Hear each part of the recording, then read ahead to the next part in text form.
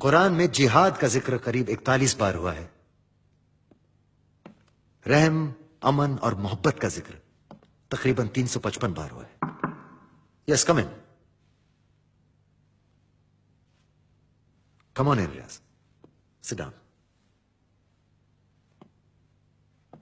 फिर भी ये वेस्टर्नर्स बार बार यही कहते हैं कि इस्लाम अमन परस्त नहीं है।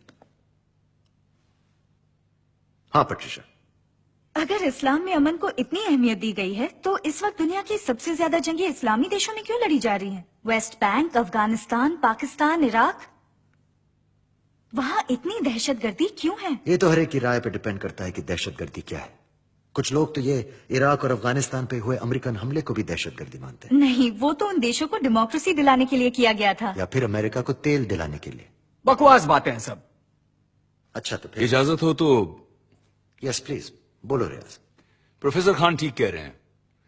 अगर दहशतगर्दी की बात की जाए तो पश्चिमी ताकतों से बड़े दहशतगर्द और कौन है? हो, क्या बात कर रहे हो? मेरी बात पे जरा गौर तो कीजिए। तो क्या जायज था 9/11? ओके, आपको पता है कि न्यूयॉर्क के 9/11 अटैक में कितने लोग मरे? करीब 3000। और आपको अंदाजा भी है कि अफगानिस्तान की बॉम्बिंग में कितने लोग मरे? आप सोच भी नहीं सकते। 15,000 लोगों से भी ज्यादा। और ये तो सिर्फ सरकारी आंकड़े हैं। 50,000 टन बारूद बरसाई गई थी वहां, वो भी मासूम आवाम पर। बच्चे, बूढ़े और औरतें। लेकिन वो सब तो तालिबान की वजह से हुआ था। क्या आपको पता है कि तालिबान को पैदा करने वाला आप ही के देश का सीआईए है, रशिया से निपटने के लिए?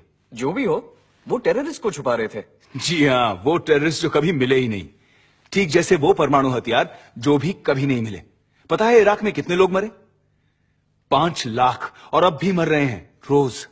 और पता है इंग्लैंड और अमेरिका ने क्या कहा जब उन्हें वहां कुछ नहीं मिला? इट्स सिंपल, सिर्फ एक सॉरी। और इसके बाद भी आज तक उन देशों में घुसे बैठे हैं। कहना क्या चाहते हो तुम? यही कि सिर्फ अमेरिकन होने से और एक कीमती सूट पहनकर अपने आप को प्रेसिडेंट कहलवाने से आपकी दहशतगर्दी नहीं छुप सकती।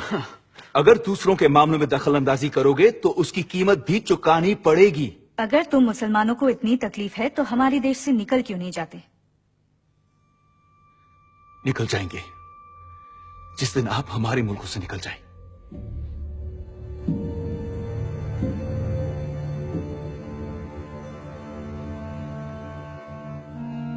सलाम अलैकुम अब्बू जान।